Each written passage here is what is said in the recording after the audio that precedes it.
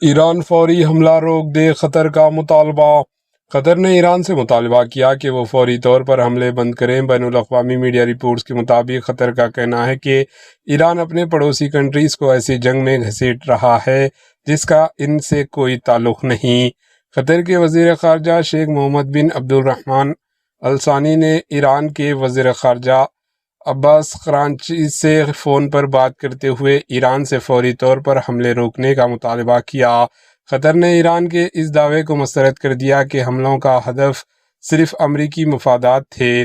امریکی اور اسرائیل کے ایران پر حملوں کے بعد ایران نے خلیجی کنٹریز میں امریکی اڈوں اور توانائی کے ڈھانچوں کو نشانہ بنایا، جس پر عرب کنٹریز میں تشویش پائی جاتی ہے۔ ایران کے صدر مسعود پزیکشیان کا کہنا ہے کہ ایران کے پاس امریکہ اور اسرائیل کا جواب دینے کے سوا کوئی چارہ نہ تھا۔